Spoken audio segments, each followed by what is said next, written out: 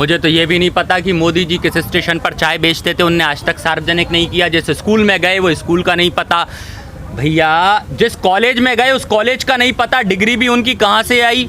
तो ये तो झूठे व्यक्ति हैं। चाय वाला कह के पूरे देश को बेच दिया आज। हाँ, और क्या क्या बिकवाओगे देश में।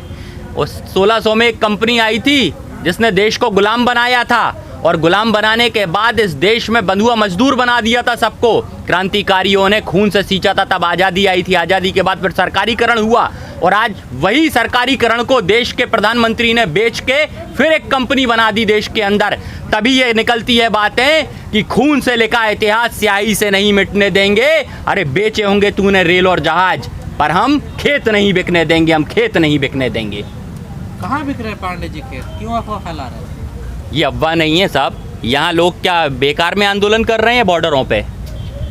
ये बॉर्डरों पे जो आंदोलन चल रहा है और जो पूरे देश में आंदोलन हो रहा है काले बिल के खिलाफ, ये यूं ही हो रहा है क्या? आग वैसे ही लगी है क्या? कुछ तो होगा। कैसे बिक रहा खेत बताइए ना भाई, बिना बवाल के सवाल खड़ा नहीं होता। ये बवाल इतना बड़ा कुछ है तो इसके पीछे सवाल तो है ना, कि तीनों काले कानून हैं। इन्हें अगर काला कहा गया है तो इनमें काला है ना।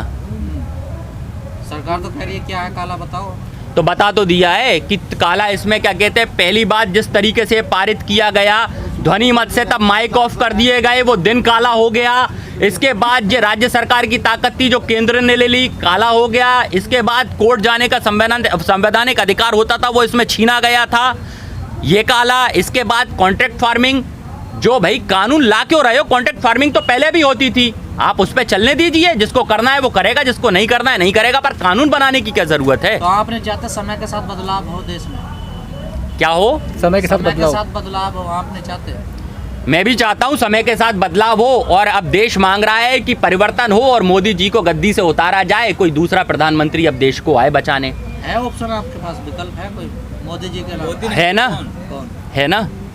हमारे देश के किसान, हमारे संगठन में बैठे संयुक्त किसान मोर्चा में 40 किसान जो तो मना कर दिया कि हम चुनाव लड़ने, राजनीति से हमारा कोई मतलब नहीं, वोटों से मतलब। भैया राजनीति, एक सेकंड, राजनीति के बिना देश नहीं चलता, और राजनीति तो करनी पड़ेगी। तो ना समझ है क्या किसान?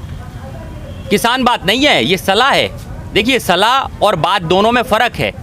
40 जो अब आप संयुक्त किसान मोर्चा पे मेरी सलाह पहुंचाएंगे तो मैं बताऊंगा कि भाई 40 लोगों में से किसी को निकल कर आना चाहिए और आंदोलन करके राजनीति में अपना स्तंभ स्थापित करना चाहिए, जिससे किसान के हक की आवाज़ संसद से बुलंद होगी, ना कि सड़क से। अब क्योंकि सड़क पर बैठकर तो ये लोग सुन नहीं रहे हैं, और लगातार आप देखते जा रहे होंगे कि भाजपा का कोरोना के साथ कितना जबरदस्त गठबंधन है, कि जहां जहां भाजपा चुनावी रैलियां करती है वहां से कोरोना भाग जाता है, और जैसे ही चुनावी रैलियां खत्म होती है कोरोना आ जाता है। पता नहीं देश में चल क्या रहा है। और इधर कोविड के टीके लगाना शुरू कर दिए, फिर भी कोरोना का डर है। वो दौर हमने देखा था जब पलायन शुरू हुआ था लॉकडाउन में। साहब, लॉकडाउन यूं ही नहीं लगाया जाता, लॉकडाउन के पहले व्यवस्था की जाती है, लेकिन हमारे प्रधानमंत्री आते हैं, अचानक लॉकडाउन कर देते हैं और एक पलायन शुरू हो जाता है देश में, जहां पर गरीब मजदूर हर वर्ग का व्यक्ति खाली हाथ हो जाता है, और जहां माएँ अपने बच्चों को जन्म देने के लिए रोड पर खड़ी हो जाती हैं। इससे बुरा देश में क्या हो सकता है कि जब मोदी जी आते हैं इतनी बड़ी पनौती बन के आते हैं कि अर्थव्यवस्था धड़ाम, दूसरी बार जीएसटी, अर्थव्यवस्था फिर धड़ाम, और आज तो ये है कि हम 136वें पायदान पर पहुंच गए आर्थिक स्थिति में। हमसे आगे तो पाकिस्तान, चीन और नेपाल बैठे हैं। अब बताइए और कितना पीछे जाना है इस देश को सिर्फ धर्म के नाम पे? तो ये गलती मोदी जी की है, आप लोगों की भी? नहीं, ये गलती आरएसएस और बीजेपी दोनों की मिली है। आपकी कोई गलती नहीं, हमारी गलती क्या है भाई इसमें? हमारी गलती है कि हम मुखर होके बोलते हैं और सरकार के विरोधी हो जाते हैं, यही गलती है बस हमारी। वो तो कह रहे हैं पिछली सरकार में कर्जा है जो अदा कर रहे हैं हम, इसलिए जीडीपी गिर रही है। देखिए, ये सब बहाने वाली बातें हैं कि अभी भी कोरोना काल में 86 अरब रुपए हमारे मोदी जी लेके आए थे, और पीएम केयर फंड के नाम पर अपने अलग से बना के अकाउंट और उसमें पैसा जमा किया था। वो क्यों किया? इसके बाद भी देश के अंदर मौलिक व्यवस्थाएं उनने तैयार की नहीं। मैं बार बार बात करना चाहता हूं, देखिए, देश का विकास तभी होगा जब देश के अंदर शिक्षा होगी, देश के अंदर स्वास्थ्य व्यवस्थाएं होंगी, संरक्षण होगा, रोजगार होंगे, तब देश उन्नत होगा। आर्थिक रूप से हर व्यक्ति अगर लखपति होगा तब देश लखपति होगा। जब आप करोड़पति होंगे तब देश करोड़पति होगा। मात्र 4 लोगों को अरबपति और करोड़पति बना देने से देश करोड़पति नहीं होता। ये बताना चाहता हूँ, देश कोई भूभाग और नक्शा नहीं है। देश आम लोगों से और हमसे और आपसे मिलकर बना है। जब तक हम और आप अमीर नहीं होंगे, देश अमीर नहीं हो पाएगा।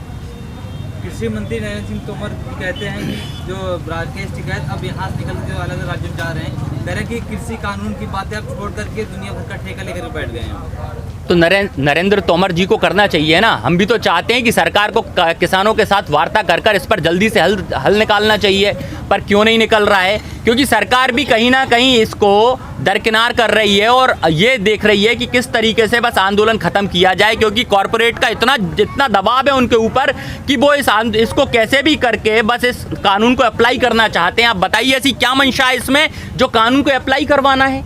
नहीं, आप कह रहे हैं कि सरकार इसे लंबा खींच रही है, आपको नहीं लग रहा किसान भी लंबा खींच रहे हैं? किसान तो हक की आवाज के लिए बैठा है, किसान तो कानून वापसी के लिए बैठा है, और जब तक बैठा है उसने पहले ही कह दिया है कानून वापसी नहीं तो घर वापसी नहीं। आंदोलन करेगा, आखिरी सांस तक करेगा किसान तो आंदोलन। बताइए भाई, हमने थोड़ी जमीन बेच दिया है जो जमीन बेच देंगे। लेकिन अगर सरकार पीछे हटने के लिए तैयार है तो किसान क्यों नहीं हटने? मुझे एक बात समझ में नहीं आती, सरकार पीछे हट रही है, सरकार झुक रही है। सरकार है क्या ये? सरकार, पहली बात तो ना तो हम प्रधानमंत्री चुनते हैं ना मुख्यमंत्री चुनते हैं, हम विधायक और सांसद चुनते हैं। और उन विधायक सांसद जब हमारे यहाँ वोट लेने आते हैं तो पैरों में गिरकर वोट मांगते हैं, पैर छू छू कर वोट मांगते हैं। तब तो ये नहीं कहते कि हम झुक रहे हैं। अब जब सत्ता आ जाती है तो ये कह रहे हैं हम झुक रहे हैं, तो सत्ता मिलते ही क्या ये राजा हो गए हैं? ये तय करें ये राजा हैं या ये सेवक हैं। पहले ये तय करना होगा राजनीति में खुद को, और नहीं तो राजनीति से अच्छी कोई जगह नहीं है। मैं पूरे युवा से आह्वान करता हूं, पूरे देश से आह्वान करता हूं कि राजनीति में आइए और राजनीति को समझिए, क्योंकि राजनीति के अंदर पैसा है, ऐशो आराम है, सारी व्यवस्थाएं, हर चीज है राजनीति में। आप भी राजनीति में आइए और सत्ता का लोभ लीजिए, आप सत्ता की तरफ रुख मोड़िए, क्योंकि ये राजनीतिक लोग आपको सिर्फ राजनीति गंदी है कर आपको राजनीति में नहीं आने देना चाहते। बाकी ये राजनीति में बने रहकर आपका शोषण ऐसे ही करते रहेंगे, जबकि हर सवाल का इलाज राजनीति है। किसानों को आ जाना चाहिए राजनीति, बिल्कुल आना चाहिए, राजनीति में आना चाहिए, क्योंकि अगर किसान राजनीति में आएगा तभी तो वो किसानों का दर्द समझेगा। बाकी देखिए ना, हर जगह इसीलिए तो होता है। क्यों पार्टियां किसी क्षेत्र से एक विशेष क्षेत्र में जब जाती हैं तो आदिवासी चेहरा देखकर वहां पर किसी आदिवासी को टिकट देती हैं? इसीलिए देती हैं ना कि वो आदिवासी का दर्द समझेगा। एक सवर्ण को टिकट देती हैं, एक SC ST में टिकट देती हैं, इसीलिए देती हैं। कहीं पे महिला सीट आरक्षित करती हैं कि वो महिलाओं का दर्द समझेगी। तो मैं भी ये कहना चाहता हूँ कि किसान का दर्द कौन समझेगा? तो किसानों की पार्टी है, किसानों के नेता भी हैं। कौन है? राष्ट्रीय लोकदल है तो सही। नहीं तो अभी बात यह है कि अब देखिए, हर आंदोलन एक नए दल को जन्म देता है, चाहे JP आंदोलन हो, चाहे अन्ना आंदोलन हो। तो इस आंदोलन के बाद भी मुझे लगता है कुछ दल हमें ज़रूर देखने मिलेंगे जो राजनीति में अच्छा खासा योगदान देंगे अपना, और होना भी चाहिए। अगर हलवाई की सिर्फ 2 दुकानें हैं तो आपके पास ऑप्शन नहीं है, या तो उससे ले लो या इससे ले लो। अगर 10 दुकान खुल जाएंगी तो कंपटीशन बढ़ जाएगा और क्वालिटी बेटर हो जाएगी। तो राजनीति में अब कंपटीशन की ज़रूरत है, राजनीति में अब क्वालिटी की ज़रूरत है, नहीं तो ये कुछ भी माल आपको देंगे और आपको लेना पड़ेगा। और मेन स्ट्रीम मीडिया इसी तरीके से आपको प्रोजेक्ट करती रहेगी और आपको बेवकूफ़ बनाती रहेगी। अभी देखिए, अब हाल ही में किसान मुद्दे से हटाकर पूर्व कमिश्नर को उठाकर बैठ गए हैं कि पूर्व कमिश्नर ने गृह मंत्री पर आरोप लगाया। अरे तो ये कौन सी नई बात है? ये कौन सी नई बात है? अगर पुलिस वसूली करती है तो किसी के लिए तो करती होगी, किसी के लिए कम, किसी के लिए ज़्यादा। तो कहीं ना कहीं क्या कहते हैं, ये बात अचानक से जो उठ के आ रही हैं महाराष्ट्र से, क्यों कर दिया है महाराष्ट्र पे? आप जाइए, पूरी मेन स्ट्रीम मीडिया इस समय महाराष्ट्र पे फोकस बनाइए, सिर्फ महाराष्ट्र में सरकार गिराना है। इनका एक ही उद्देश्य है, पूरे 7 सालों में इनने चुनाव खेला है और मार्केटिंग करवाई है। इसके अलावा कोई काम, एक विकास का काम मुझे बता दीजिए अगर हुआ हो तो इस देश में। लेकिन 4 महीने होने वाले इस आंदोलन को, रास्ता अभी तक कोई नहीं। क्या होगा इस आंदोलन का भविष्य, क्या है, क्या नजर आ रहा?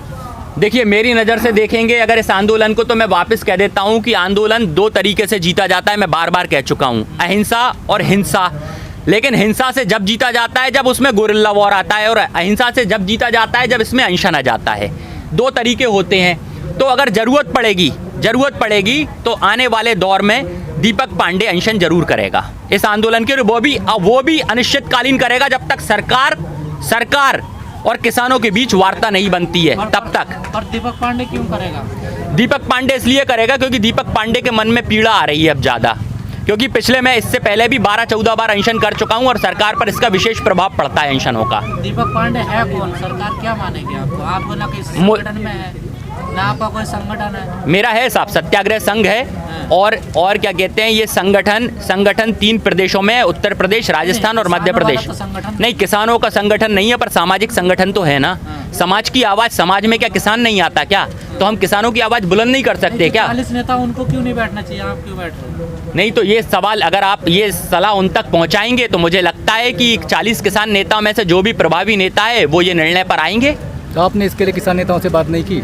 भैया मेरी कोई कमेटी में पहुंच थोड़ी है, मैं कमेटी का मेंबर थोड़ी हूँ जो वहाँ पर बात रखूँगा। और मैं जहाँ बात रख सकता हूँ वहाँ आप लोगों के माध्यम से रख सकता हूँ, क्योंकि एक आम नागरिक का क्या वर्चस्व है वो आप देख सकते हैं। आम नागरिक की, अरे भाई मैं जंतर मंतर पे गया था, मैं तो वहाँ की भी इतिहास बता दूँ आपको। जंतर मंतर पे होके आया था तो वहाँ पर कांग्रेस का धरना चल रहा था, आम आदमी पार्टी का धरना चल रहा था, लेकिन मजे की बात देखिए आप कि किसान को जंतर मंतर की परमिशन नहीं है, किसान को रामलीला मैदान की परमिशन नहीं है, मतलब राजनीतिक पार्टियों को सारी परमिशन है। और अभी भी कोरोना में जो मध्य प्रदेश में 144 लगी है वहां पर राजनीतिक पार्टियां रैलियां कर रही हैं, लेकिन आम व्यक्ति अगर रैली के लिए परमिशन मांग रहा है तो उसको रैली के लिए परमिशन नहीं मिल रही है। तो राजनीतिक होल्ड इस देश में बड़ा है। अगर देश में अपने आप को बचाना है और लोकतंत्र को बचाना है, अपनी आवाज को बुलंद करना है तो राजनीति में सबको आना पड़ेगा।